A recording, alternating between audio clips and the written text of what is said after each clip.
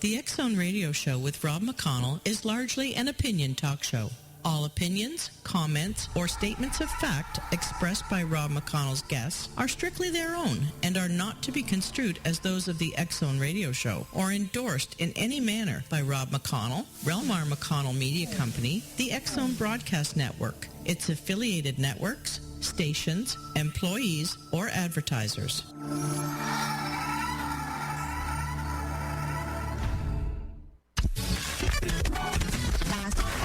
All Hit Radio.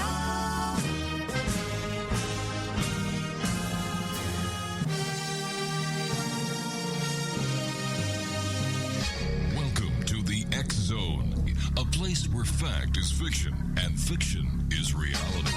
Now, here's your host, Rob McConnell.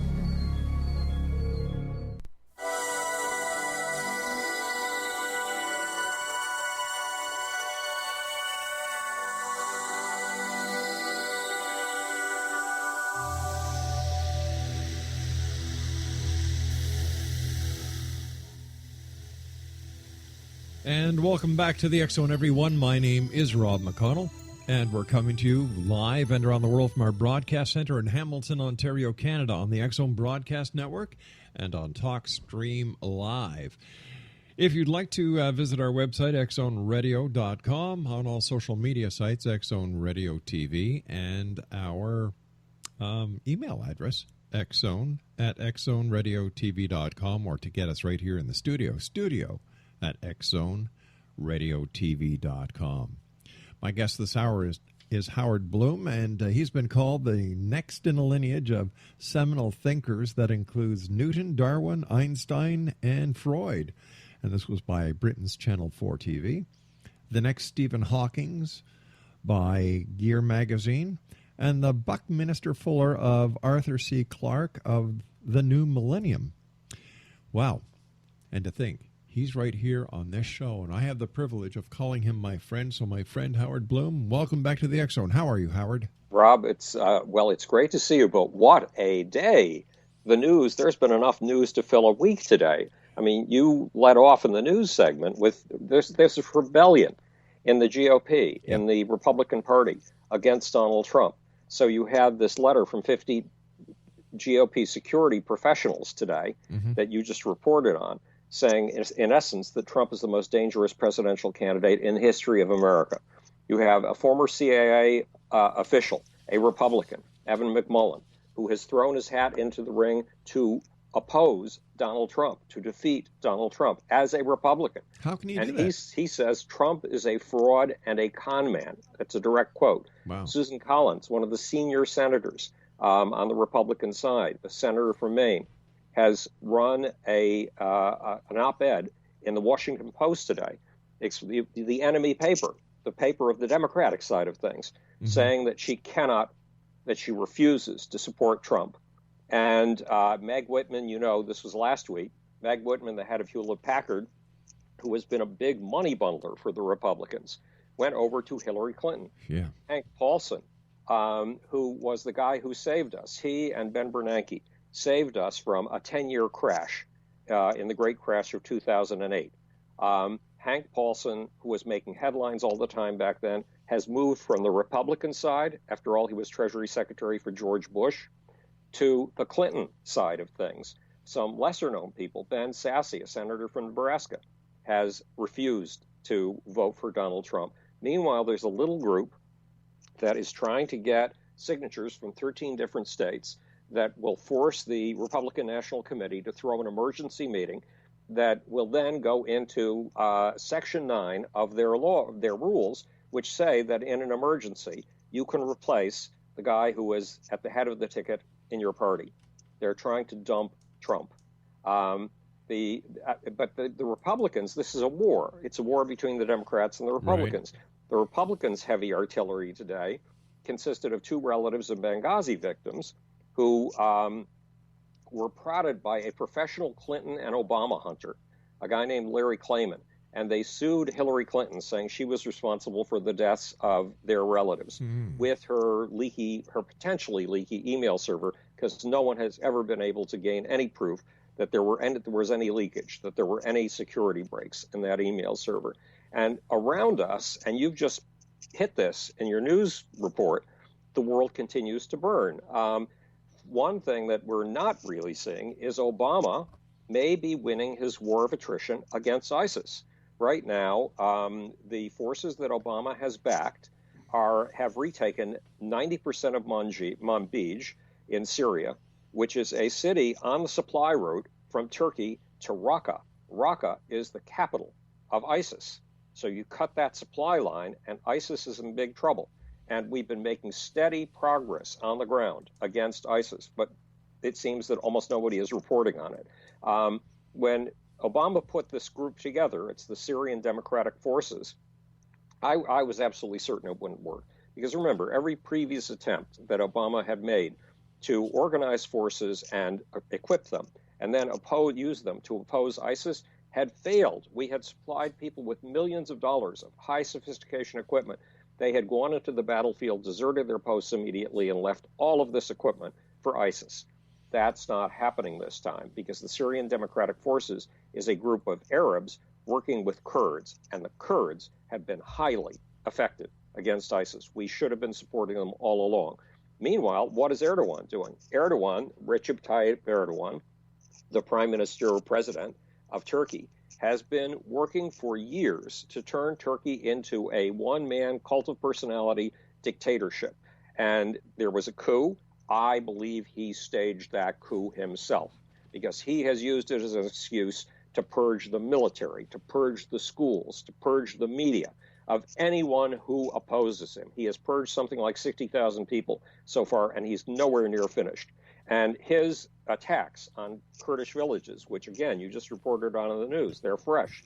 Those attacks are war crimes, because Erdogan was in peace talks with the Kurds and had a functioning peace with the Kurds, until he decided to use the Kurds to give the sense that Turkey was in trouble, so that the Turkish population would rally around him. The man is a monster and a fraud, and very similar in character to, guess who? Donald Trump, and to Vladimir Putin, who he's cozying up to right now. Meantime, a suicide bomber in Pakistan killed 70 people who were mourning at a hospital today. There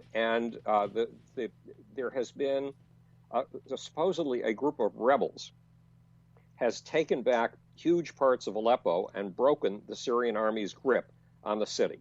But guess who those rebels are? They, until 2 weeks ago, they were named the Al-Nusra Front.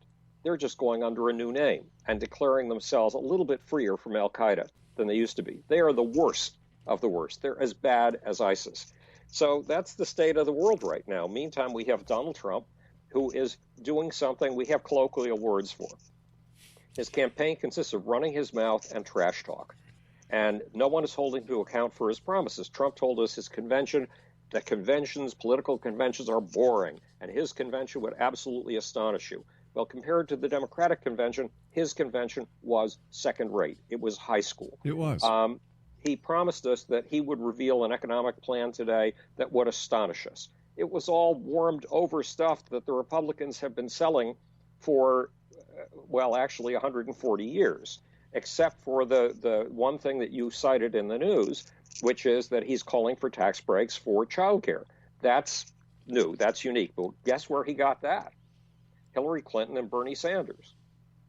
So when it comes to delivering on these extravagant promises that he makes, it's like Trump vodka and Trump steak. There's no there. Everything turns out to be second rate. And at some point, the American public is going to hopefully wake up to this and get buyer's remorse and realize, oh my God, this guy could be in the White House. But in fact, the new polls, the Monmouth poll, has Hillary Clinton 12 whopping points ahead of Donald Trump. That's the biggest margin that we've seen of Hillary's lead. However, it turns out that Hillary is consolidating the Democrats behind her. She has 10% more support among Democrats this week than she had in June.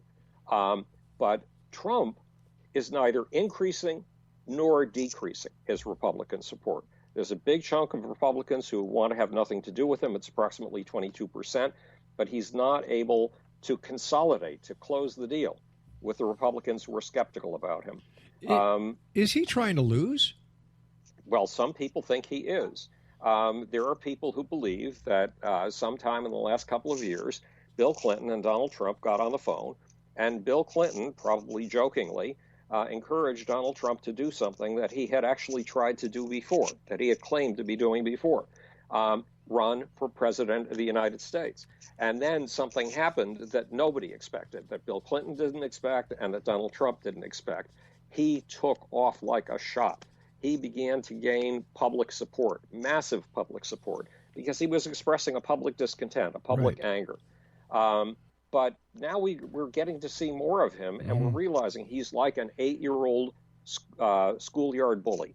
Is it possible, Howard, that this was a strategic plan that was perpetrated and thought up by the Clintons in order to guarantee Hillary as the president of the United States? That is what some people think, but there is no way that the Clinton machine could have produced this kind of tsunami, this groundswell, this tidal wave of support that actually took Trump from being an outlandish possibility as a candidate to being the candidate. And if you've got time, I'll read you a little bit of what this letter said from the 50 security guys. Please do, my friend. They said, now you quoted this part, he would be the most reckless president in American history. He appears to lack basic knowledge about and belief in the U.S. Constitution. How can you get more fundamental than that? Let me go back to the beginning. He appears to lack basic knowledge about and belief in the U.S. Constitution, U.S. laws, and U.S. institutions, including religious tolerance, freedom of the press, and an independent judiciary. The letter then says at the same time he persistently compliments our adversaries, Russia, Putin, and threatens our allies and our friends. Unlike previous presidents who had limited experience in foreign affairs, Mr. Trump has shown no interest in educating himself. We'll go down to a bit more of this. He is unable or unwilling to separate, hang on, we're doing this on a computer screen, to separate truth from falsehood. He does not encourage conflicting views. He lacks self-control and acts impetuously. He cannot tolerate personal criticism. He has alarmed our closest allies with his erratic behavior. All of these are dangerous qualities in an individual who aspires to be president and commander-in-chief with command of the U.S., here's the part, with command of the U.S. nuclear arsenal. And in fact, in the Fox poll that came out at the end of last week, Americans think Hillary Clinton would be far more reliable holding the nuclear football and with her finger on the nuclear button. And the people who signed this include, you've heard these names in the headlines over the course of the last 10 years, Michael Chertoff, Tom Ridge, both of them were secretaries of Homeland Security under George Bush, a Republican. Michael Hayden, former director of the CIA, also former director of the National Security Agency. John Negroponte, who was also a former director of national intelligence and a deputy secretary of state. Robert Zoellick, who was the former president of the World Bank. Carla Hills, who was America's trade representative under George Bush. And William H. Taft, you can't get a more august name than that in the Republican Party, who was a former deputy secretary of defense and ambassador to NATO under George Bush. So those are the kinds of people who are really seriously concerned about the man who has vaulted into the power seat in the Republican Party. Is it possible that they are so taken back by Trump because Trump may do what others will not do, and that's, just get rid of all the political bullshit that's out there? Well, that is certainly what Donald Trump has said in response to these people. He has said that these are the people who have brought us all the troubles in the world today. Now, Donald Trump has this habit when he's talking about international affairs of blaming all of the world's woes on whoever he happens to be attacking at the moment. Usually he blames all the world's woes on Hillary Clinton. That's true. But this time he turned around and blamed all the world's woes on this group of Republicans. Well, which is it, Donald? Who's brought us all the world's woes? Either it's Hillary or the Republicans. In fact, it's neither. We live in a world that is independent of American culture, that is independent of American machinations, that is bigger than we are. Every one of these incidents going on in the world today, from Pakistan to Syria that we've talked about. Every single one of them is part of a war between Islam and Western civilization. Do you know how long that war has been going on? We've talked about it many times. Centuries. It's been going on for almost 1,400 years. Right. There were no Democrats 1,400 years ago. There were no Republicans. In 1453, when the Muslims took Byzantium, the new Rome, the capital of the Roman Empire for the 1,000 years after Rome fell, was that because of Hillary Clinton? No, she hadn't been born. Was that because of all of these Republican security luminaries? No, they hadn't been born. Was it because of Republicans and Democrats? No, America hadn't even been conceived. There is a world beyond us which we have to use all of our intellectual powers, all of our intuitive powers, all of our ability to absorb history and far more in order to grasp and deal with. All right, but if the war that we're talking about is because of Islam, then Donald Trump is right by not allowing any person who is, Muslim into the country.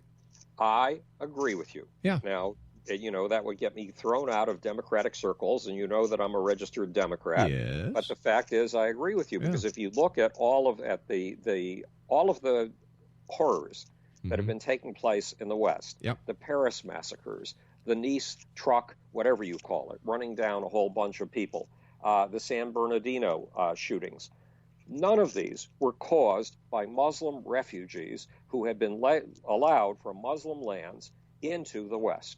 Yes. They were all caused by the children of those refugees. And you can vet the refugees themselves as much as you want, but there's no way you can predict what their children are going to be. The only thing you can predict is, given the history of the Paris massacres, the Charlie Hebdo massacre, the Nice truck massacre, and San Bernardino, all you can say is that a tiny percentage of the children of these wonderful, wonderful people who have come to the United States from Islamic countries are going to turn against you and become time bombs in your own heart. So that is a very difficult problem to deal with. And yes, when Donald Trump says we have to stop bringing in these refugees until we understand what's going on here, he's absolutely correct. The one difficulty is with what Donald Trump has shown us of his personality, his character, and his intellect over the course of the time we've been getting to know him better since he began his major campaign. He is not a man who will ever understand what Islam is all about, because he's not good at understanding things. You were talking before about all these the former directors of the CIA, the former directors of Homeland Security, who are, gathering up steam and trying to get Trump thrown out of the presidential race. Is it because that, like Jack Kennedy, that Trump may disband the CIA, that Trump may disband Homeland Security, and a lot of people are going to lose their jobs? Well, he's not going to disband them, but he's going to get rid of anybody who doesn't, if I can use this expression on the air, who doesn't kiss his ass. Yeah. You know how Donald Trump operates. Sure. Anybody who praises him, anybody who supports him is a genius.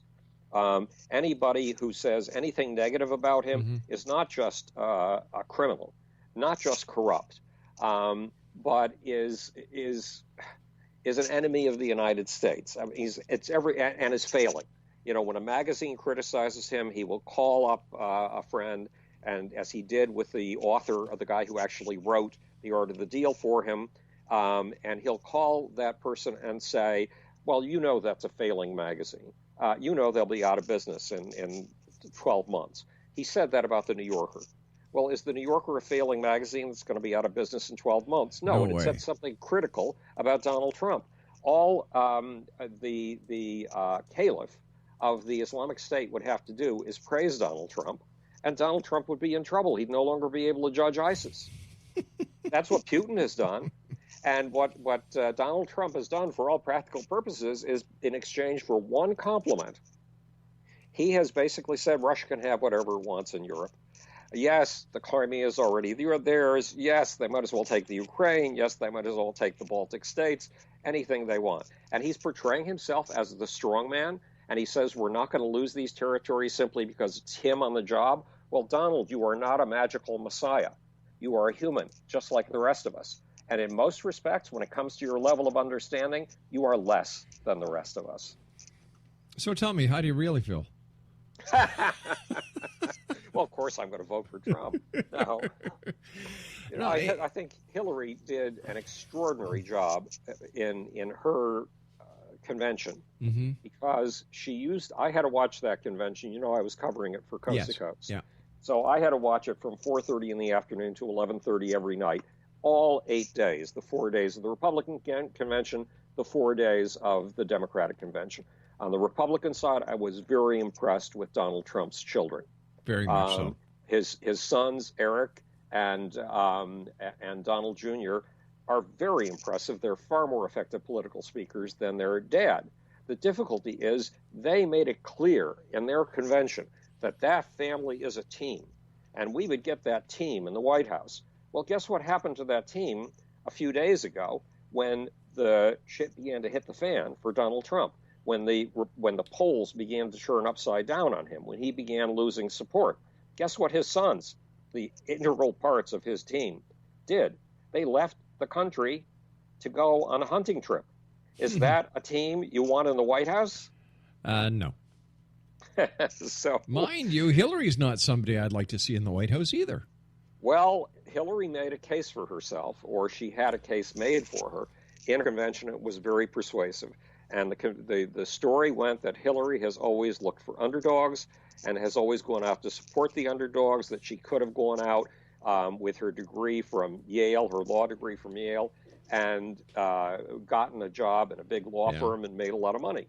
And she didn't. She went to work for the Children's Defense Fund. She went to work to get teenagers who were thrown into jails with very dangerous adults, segregated from the adults. So they would be safer. All right, so she was a goodie at one time, but what about the email fiasco? What about what happened in Benghazi? Does that excuse her from the lousy work she did as Secretary of State? Well, okay. The Benghazi thing, the one extraordinarily questionable part of what went on in Benghazi was that it was explained to us, the public, by people as high as Susan Rice, that the whole Benghazi incident was caused by a demonstration that had gone awry, which was triggered by a film made by a refugee living in America. And that refugee has spent the last few years, so far as I know, in jail, which is totally against freedom of speech. And everything that Susan Rice and the State Department was telling us was wrong. It was drastically, radically wrong. Right. But you could just as easily say, as that Hillary is responsible for Benghazi, that the Congress and the Senate, the Republicans in the Congress and Senate, were responsible for Benghazi. As well as the president. Well, no, the president, because what the Republican Congress and the Republican Senate have done with the security budget for the State Department is they've taken money away from it. They have weakened the security. You can only go as far as your budget will take you. And the Republicans have had total control over that budget, and they have cut it. So they are as responsible for Benghazi. But couldn't the president sign an executive order? No, not for additional money. Budget is under the total control of the Senate and the House. And the only thing the president can do is take money that's allocated to something else and redistribute it within very narrow limits. Could he have not, or could Hillary have not sent in the Marines, sent in the Army, the Navy? I don't know. The Air My Force? impression was that they were too far away to get there in time. What about a drone, for goodness sake? Come on, they could have done something. Well, I don't know, because Hillary was taking military advice, and she was going with what the military wanted to do. Now, why they would have been, I don't know why they would have been squeamish about going into Benghazi. I have no clue. And I wish I knew. I wish I had more knowledge. Howard, stand by. We've got to take a break at the bottom of the hour. Exonation, Howard Bloom is our guest this hour. www.howardbloom.net. My name is Rob McConnell. We'll be back on the other side of this short break. Don't go away.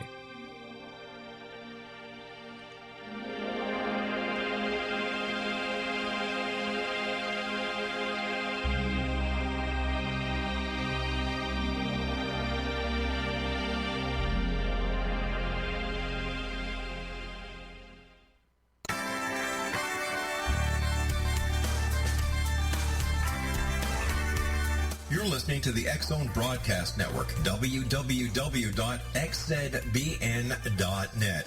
Radio's authority on the world of the paranormal and the science of parapsychology. Celebrating 25 years of broadcasting.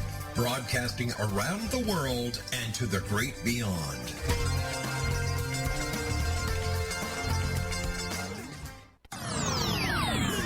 This is News from the X-Zone. I'm Amanda Curran. After having Dave Schock on last week to discuss this very thing, NASA has now begun environmental testing on their Dellinger CubeSat. A CubeSat is a miniature satellite that provides a low-cost platform for missions, and NASA is now in the testing phases to ensure it will be able to withstand the intense vibrations, the extremes of hot and cold, and even the magnetic fields of space, as well as the vigorous conditions the CubeSat will encounter during the launch and spaceflight. Dellinger will study the outer regions of Earth's atmosphere and will create a chemical and electromagnetic profile of it.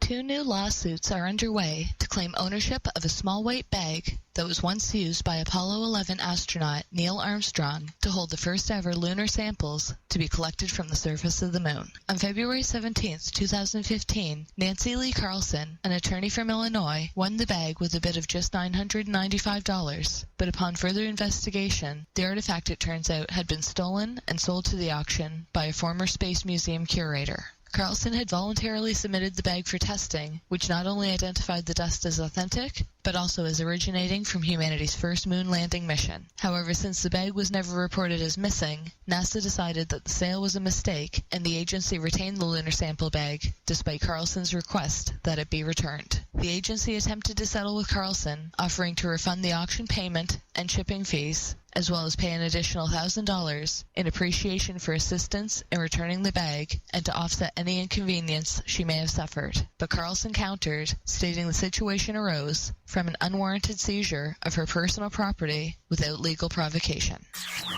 Numerous residents in Jasper, Tennessee have now begun reporting sightings of a 4-legged creature with a human-like face. Eyewitnesses claim seeing a short but fairly large and wide animal with a hairy body and a human-like face, and describing it as having a round face which had little hair on it. Last year, a woman had claimed to see a miniature Bigfoot matching the description near a cave in Hamlin County. However, after paranormal investigators were called in, many now believe this creature to be the re-emergence of a once-thought extinct giant ground sloth. The giant ground sloth was an elephant-sized sloth native to South America, and some believe it could be possible that these creatures moved into large cave systems found in Kentucky and Tennessee as sloth bones were discovered close to the location of the cave.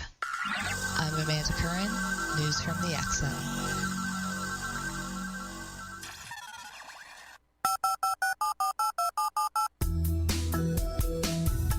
Did you know that when you're on the road with limited data or Wi-Fi, you can still listen to the X-Zone radio show with Rob McConnell, The Science of Magic with Gwilda Wiyaka, High Tech with Corey Kay, and every minute of the 24/7, 365 programming of the X-Zone Broadcast Network by calling 712-432-9459, courtesy of TalkStream Live.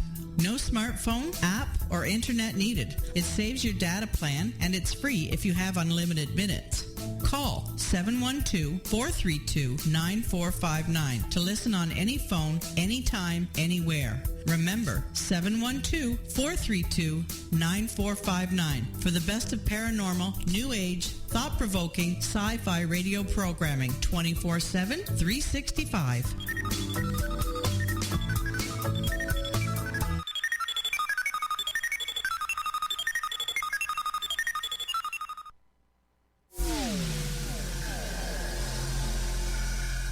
This is Kevin Randall. For nearly 30 years, I have been investigating the case of the Roswell UFO. I have interviewed hundreds of people and stood on the crash site. Now in Roswell in the 21st century, I have reviewed dozens of hours of audio and videotaped interviews, examined hundreds of files that relate to the crash, and have returned to Roswell in an attempt to put all that information into the proper perspective. For the first time in Roswell in the 21st century, I have made a dispassionate reevaluation of all that material and provide a new look at what happened. This is a book that clears away all the clutter that has hidden the truth for so long, strips away the various lies that surround the case, exposes the Air Force attempts at cover-up, and found a core of solid information that tells us all where the case stands today. Roswell in the 21st Century will be available in just a few weeks. For more information, please visit my website at www.kevinrandall.blogspot.com.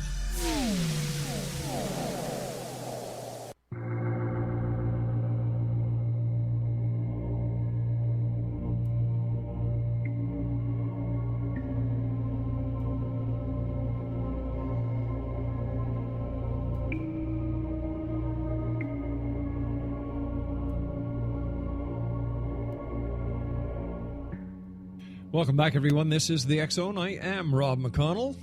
My guest this hour is the one and only Howard Bloom, www.howardbloom.net. And Howard, what about the libertarians? Are they going to make enough of a ripple in order to get onto the ticket? Well, they're making a bigger splash than they ever have. This is, I believe, the first year that they're on all 51 state ballots. And in all the polls so far, they've had 10% to 12% following.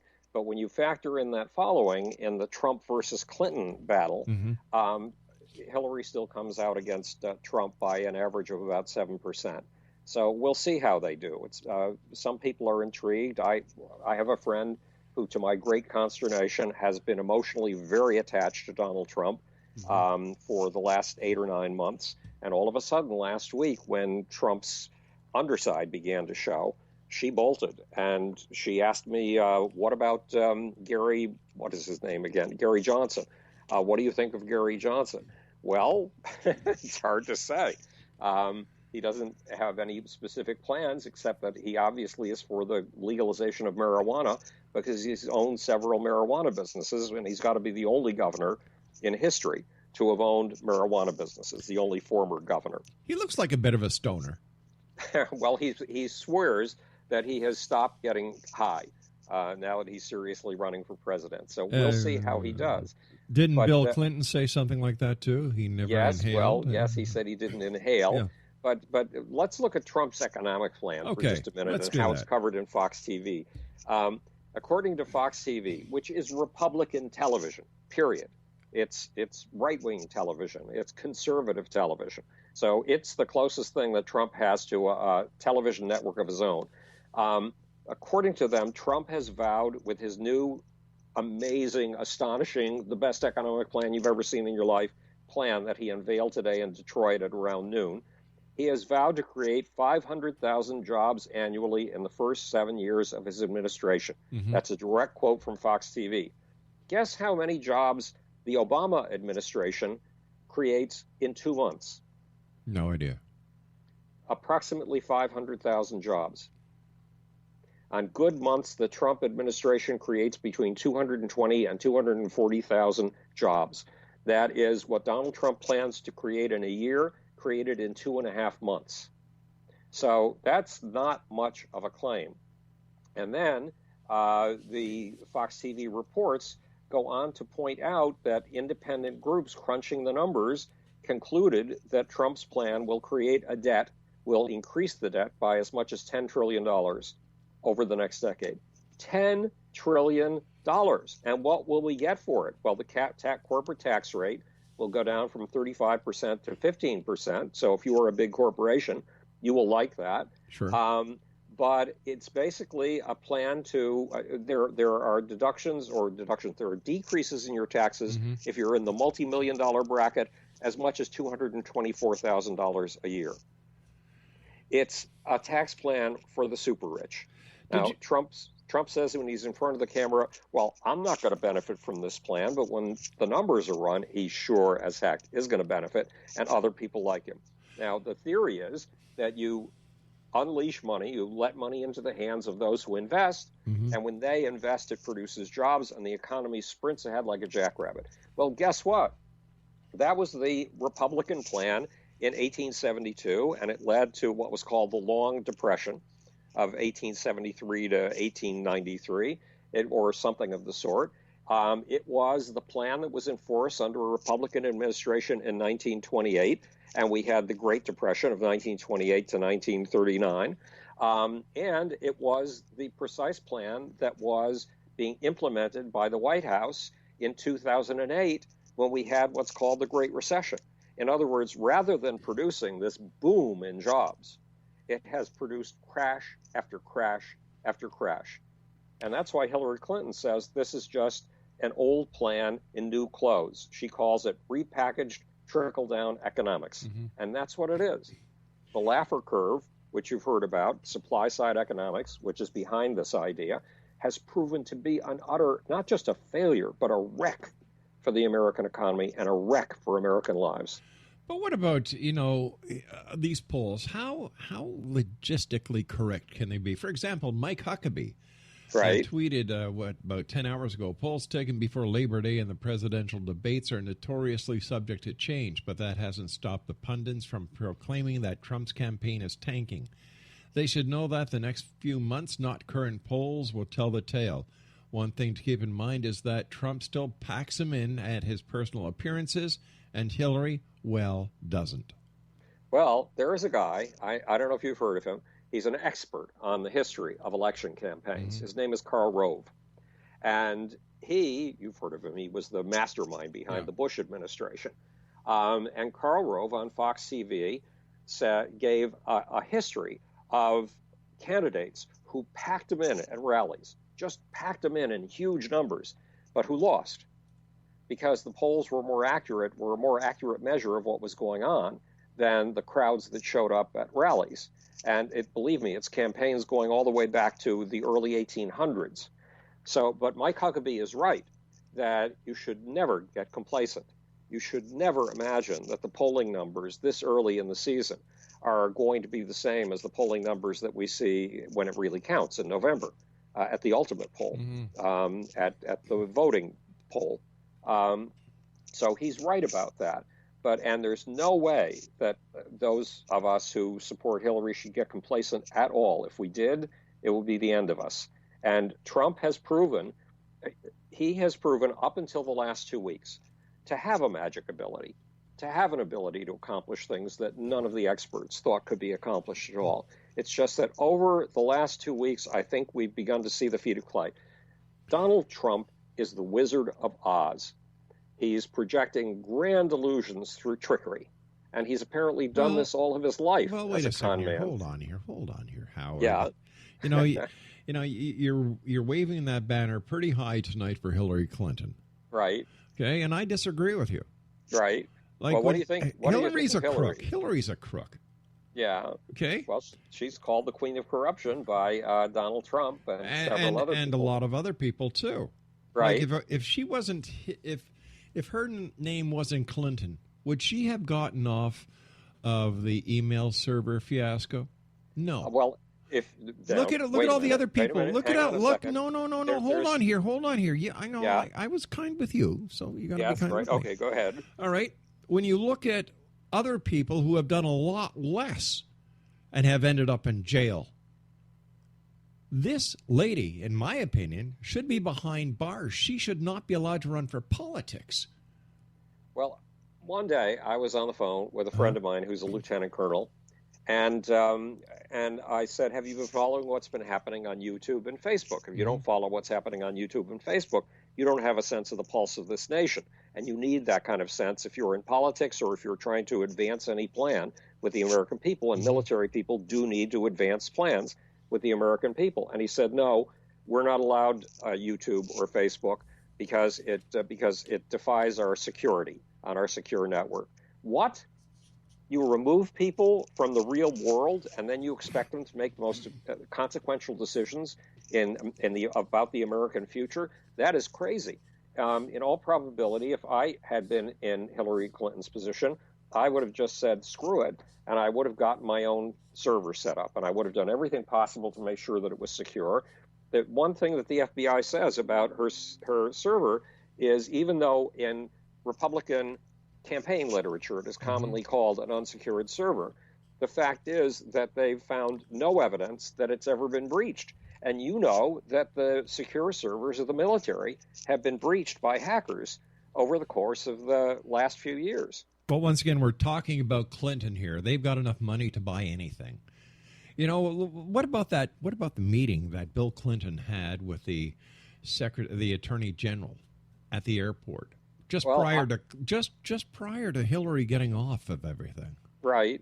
Well, you know, it's going to sound crazy, but Bill Clinton is a remarkably gregarious man. This is a woman in a position of tremendous power. Right. He doesn't know her. They happen to be stuck at the same airport in their planes, and he invited her over.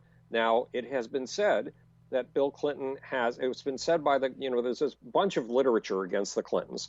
For the last 25 years, there's been big money spent on destroying the reputation of the Clintons. It started with the Scafee thing. Scafee was one of the heirs to the fortune of the Mellon family. Right. And he put $2.5 million into finding anything that would disgrace the Clintons. And he couldn't find anything legitimate. It didn't turn out that there was any evidence that Vince Foster had been murdered. He pursued that one. He pursued some business deal down in Arkansas that he thought was going to be it was the Whitewater deal. He was convinced that was going to destroy the Clintons. That didn't get him anywhere. It didn't really pan out.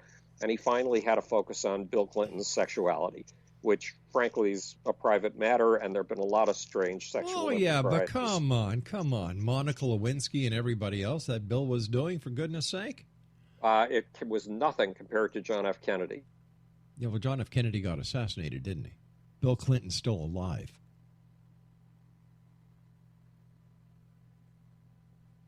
Right? Hello?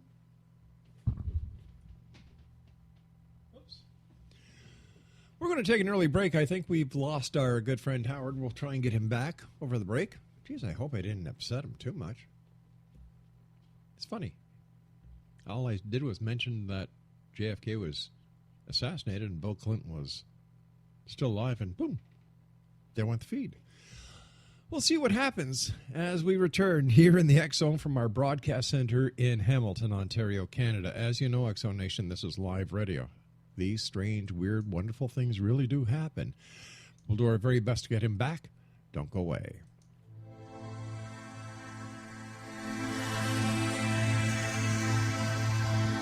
Okay, right.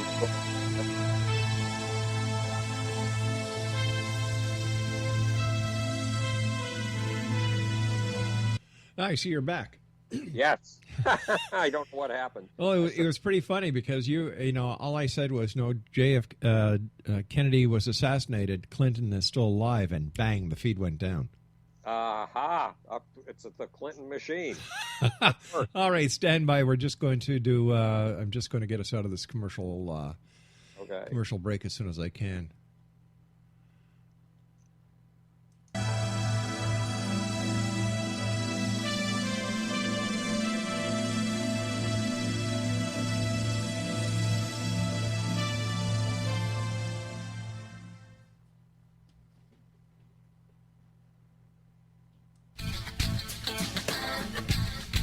What happened in Benghazi is revealed by Nicholas Genix, author of Obama, Islam, and Benghazi. He informs the American people that President Obama deceived them by advocating a strong foreign policy prior to the 2012 presidential election, and Hillary Clinton supported this deception. As the title infers, there is a connection between Obama, Islam, and Benghazi. Ample evidence informs Americans that Obama's early indoctrination in the Quran developed an affinity for Islam, why the Quran is the source of discontent in many countries, and why the Obama foreign policy deception led to poor military action and caused the loss of American lives in Benghazi. Genix provides 36 questions for the Select Committee on Benghazi to validate if Americans are justified to mistrust President Obama and Hillary Clinton. An overview of Obama, Islam, and Benghazi is presented on the website www.futureofgodamen.com. That's www.futureofgodamen.com.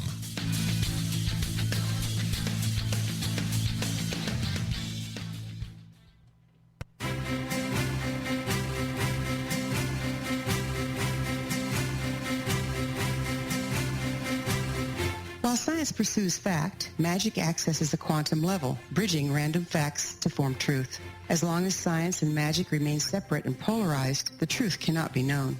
I'm Wilda Wieka. Join me on the Science of Magic radio program dedicated to unification and evolution of consciousness. During each episode, I'll be speaking with experienced and respected scientists and mystics. From astrologers to astronomers, from medical doctors to shaman, the scientific method to dowsing and intuition, we will weave together information from seemingly divergent practices to promote unity and enlightenment. Join me, Wilda Wieka, and the Science of Magic right here on the X Zone Broadcast Network. For more information, visit www.thescienceofmagic.net.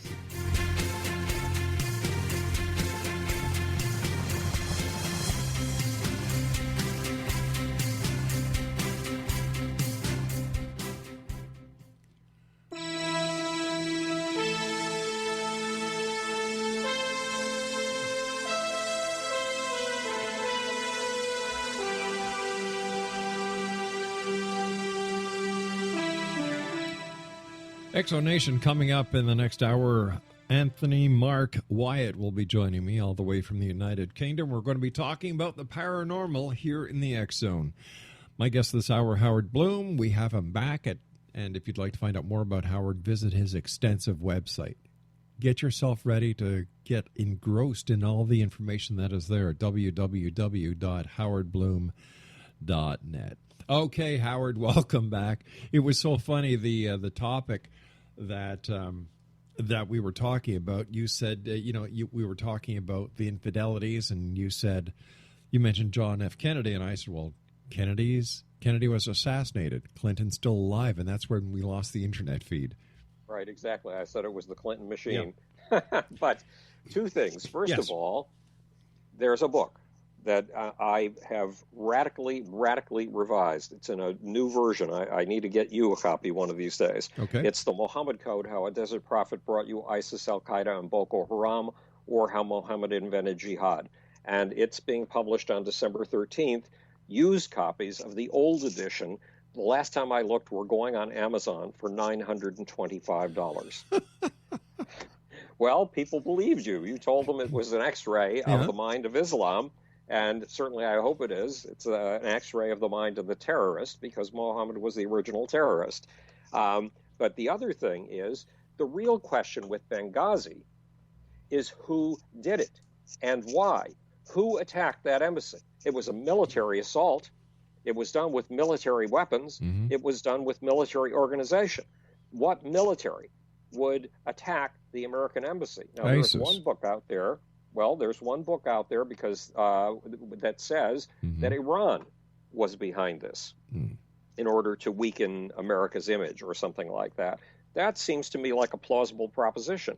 But ISIS, I don't think, had its extensive international operation when Benghazi took place. So Iran sounds like a more reasonable guess. But with 9 congressional investigations of this so far, why hasn't anyone ask the question of who did this, what do we need to go after, how do we go after them, how do we make sure they never do it again? That's the real question, not whether Hillary did it or Obama did it or because Mitch McConnell did it and John Boehner did it. How? By decreasing the security budget for the the State Department. But how come that was the only embassy that got hit? Well, it was in the middle of a turbulent area where you could hit the American embassy. I mean, remember, we've had a bunch of embassies hit. Osama bin Laden used to like to hit our embassies. He had hit embassies of ours in Africa when he was still not quite capable of reaching the United States yet. It was a way of reaching the United States without reaching the United States geographically.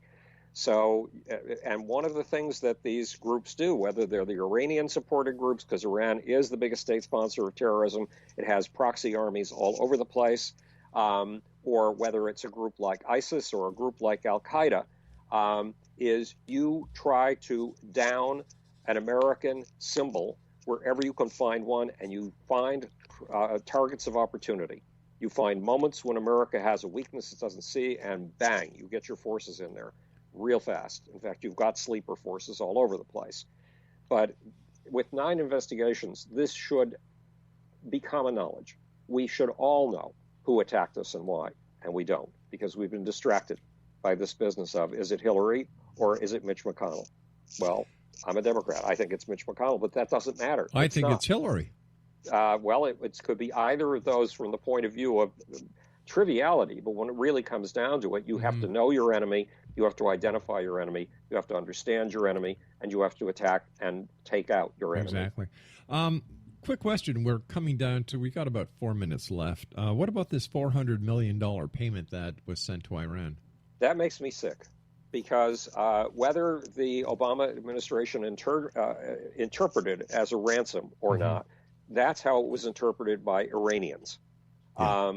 And that is the wrong message to send. Yes, we have an obligation to all of our citizens when they are taken captive by an enemy power to get them out of the hands of the enemy. And Ronald Reagan did the same kind of thing that it looks as if Obama has done with that $400,000, or $400 million. The $400 million, the Iranians in the days of the Shah had left a deposit of several $1 million with us for a weapons purchase.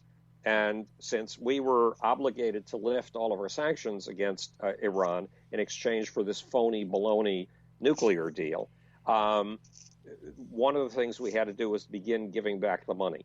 But the coincidence of the money arriving at about the same time that that our prisoners were being freed is just too much. But we went through the same kind of hideous embarrassment with Ronald Reagan's Iran-Contra deal, where we were paying large sums of money or we were selling our most cherished weapons, our top-of-the-line weapons to Iran in order to get money to send to the Iran-Contras. These are both embarrassments that should never have happened, except they're this difficult ethical choice when you have a choice of getting Americans free from captivity or simply sitting on the money. But I thought that the United States did not negotiate with terrorists. It's not that we don't negotiate with them. We have a policy of never giving a ransom. And we've been pretty good with that most of the time, so far as I know. But in this case, we gave every appearance of sending a very, very massive ransom. What would it take for Donald Trump to start going up in the ratings? He'd have to be a different human being, because when he's in front of a camera, you can see his weaknesses. Mm-hmm. You can see that he's shallow, that he has very little knowledge, that he repeats the same things over and over again, and that he's basically an 8-year-old child who's a playground bully, covered in blubber, who has a childlike mind. So if that is true, I'm not disputing you, Howard. I respect you immensely. You know that. How did he get from where he started to where he is today? And I mean just during this presidential candidacy. Well, it wasn't inevitable because he had siblings, and they did not get as far as he did. One of them basically killed himself with alcohol or something of the sort.